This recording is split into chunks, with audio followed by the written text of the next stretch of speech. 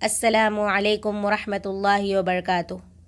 الحمد للہ رب العالمین والعاقبۃ للمتقین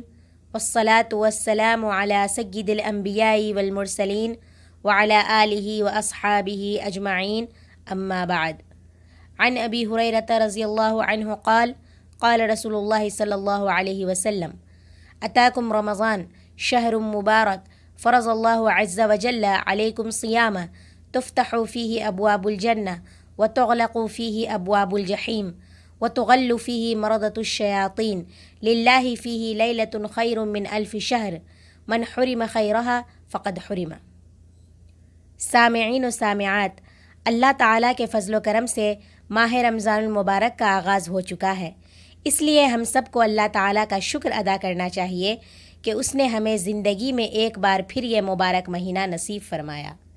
ایک ایسا مہینہ کہ جس میں اللہ تعالیٰ جنت کے دروازے کھول دیتا ہے، جہنم کے دروازے بند کر دیتا ہے اور شیطان کو جکڑ دیتا ہے تاکہ وہ اللہ کے بندوں کو اس طرح گمراہ نہ کر سکے جس طرح عام دنوں میں کرتا ہے۔ ایسا مہینہ کہ جس میں اللہ تعالیٰ سب سے زیادہ اپنے بندوں کو جہنم سے آزادی کا انعام عطا کرتا ہے، جس میں خصوصی طور پر اللہ تعالیٰ اپنے بندوں کی مغفرت کرتا ہے اور ان کی توبہ اور دعائیں قبول کرتا ہے۔ تو ایسے عظیم الشان مہینے کا پانا یقیناً اللہ تعالیٰ کی بہت بڑی نعمت ہے، اور اس نعمت کی قدر و منزلت کا اندازہ آپ اسی بات سے کر سکتے ہیں کہ سلف صالحین رحمہم اللہ 6 ماہ تک یہ دعا کرتے تھے کہ یا اللہ ہمیں رمضان المبارک کا مہینہ نصیب فرما۔ پھر جب رمضان مبارک کا مہینہ گزر جاتا تو وہ اس بات کی دعا کرتے کہ اے اللہ ہم نے اس مہینے میں جو عبادات کی تو انہیں قبول فرما، کیونکہ وہ اس بات کو جانتے تھے کہ یہ مہینہ کس قدر اہم ہے۔ لہٰذا ہمیں بھی اس مہینے کو غنیمت سمجھتے ہوئے اس کی برکات سے بھرپور فائدہ اٹھانا چاہیے۔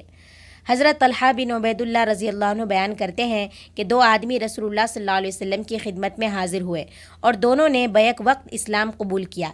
اس کے بعد ان میں سے ایک آدمی زیادہ عبادت کرتا تھا اور وہ اللہ کی راہ میں شہید ہو گیا، جبکہ دوسرا آدمی جو پہلے آدمی کی نسبت کم عبادت گزار تھا اس کی شہادت کے 1 سال بعد فوت ہوا۔ حضرت طلحہ رضی اللہ عنہ فرماتے ہیں کہ میں نے خواب میں دیکھا کہ یہ دوسرا آدمی شہادت پانے والے آدمی سے پہلے جنت میں داخل ہوا ہے، اور جب صبح ہوئی تو میں نے یہ خواب لوگوں کو سنایا، جس پر انہوں نے تعجب کا اظہار کیا۔ چنانچہ رسول اللہ صلی اللہ علیہ وسلم نے ارشاد فرمایا الیس قد مکث هذا بعده سنة فأدرك رمضان فصامه وصلى كذا وكذا سجدة في السنة فلما بينهما أبعد مما بين السماء والأرض۔ کیا یہ دوسرا آدمی پہلے آدمی کے بعد 1 سال تک زندہ نہیں رہا جس میں اس نے رمضان کا مہینہ پایا، اس کے روزے رکھے اور سال بھر اتنی نمازیں پڑھیں، تو ان دونوں کے درمیان جنت میں اتنا فاصلہ ہے جتنا زمین و آسمان کے درمیان ہے۔ سامعین و سامعات، اس حدیث میں ذرا غور فرمائیں کہ 2 آدمی اکٹھے مسلمان ہوئے، ان میں سے ایک دوسرے کی نسبت زیادہ عبادت گزار تھا اور اسے شہادت کی موت نصیب ہوئی، جبکہ دوسرا آدمی پہلے آدمی کی نسبت کم عبادت کرتا تھا اور اس کی موت عام موت تھی۔ لیکن کیا وجہ ہے کہ یہ جنت میں پہلے داخل ہوا؟ اس کی وجہ یہ تھی کہ یہ پہلے آدمی کی شہادت کے بعد 1 سال تک زندہ رہا، اور اس دوران اسے رمضان المبارک کا مہینہ نصیب ہوا جس میں اس نے روزے رکھے اور سال بھر نمازیں بھی پڑھتا رہا، تو روزوں اور نمازوں کی بدولت وہ شہادت پانے والے آدمی سے پہلے جنت میں چلا گیا۔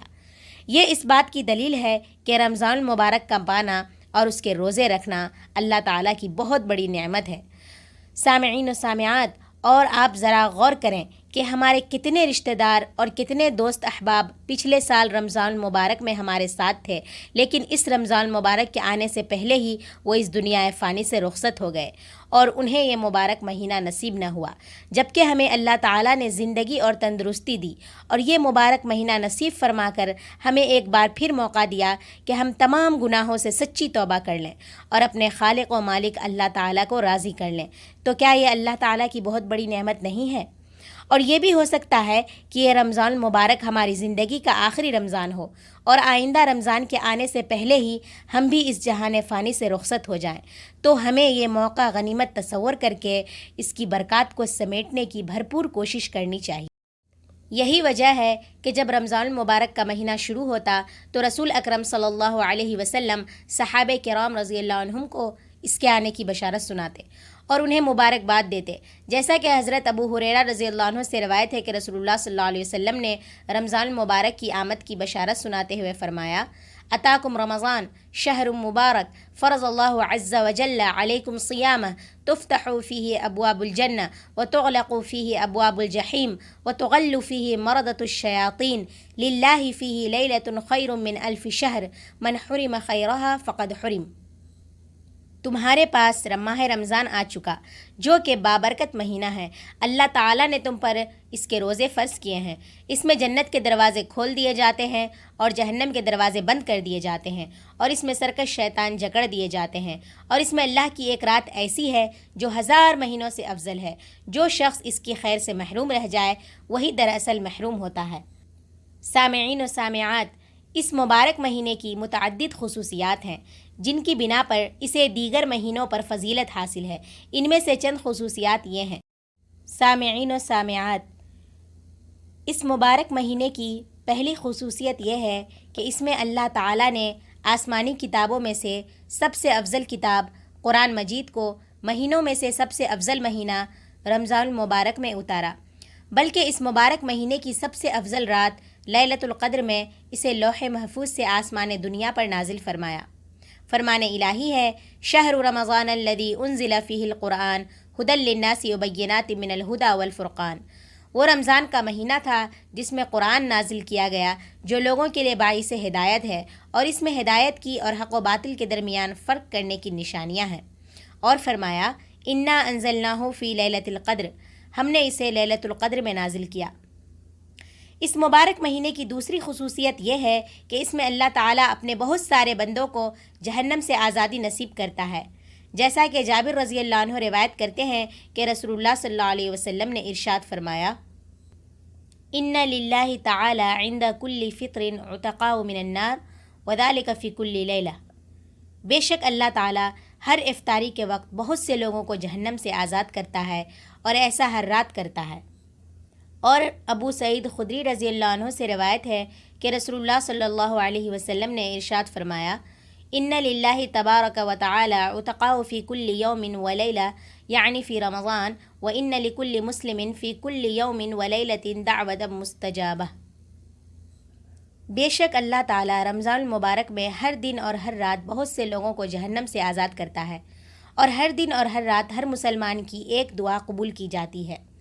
ان احادیث کے پیش نظر ہمیں اللہ تعالیٰ سے خصوصی طور پر یہ دعا کرنی چاہیے کہ وہ ہمیں بھی اپنے ان خوش نصیب بندوں میں شامل کر لے جنہیں وہ اس مہینے میں جہنم سے آزاد کرتا ہے، کیونکہ یہی اصل کامیابی ہے، جیسا کہ اللہ تعالیٰ کا فرمان ہے: فمن زحزح عن النار وادخل الجنہ فقد فاز وما الحیاۃ الدنیا الا متاع الغرور۔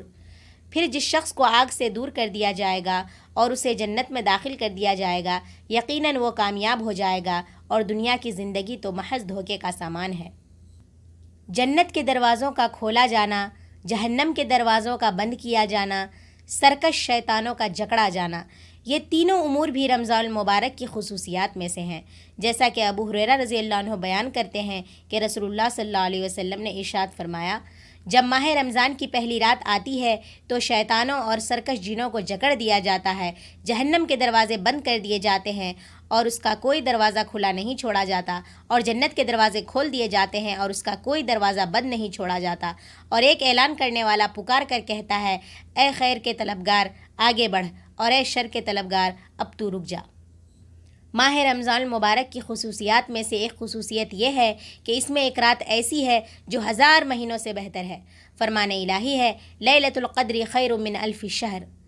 لیلۃ القدر 1000 مہینوں سے بہتر ہے۔ انس بن مالک رضی اللہ عنہ بیان کرتے ہیں کہ جب ماہ رمضان شروع ہوا تو رسول اللہ صلی اللہ علیہ وسلم نے فرمایا: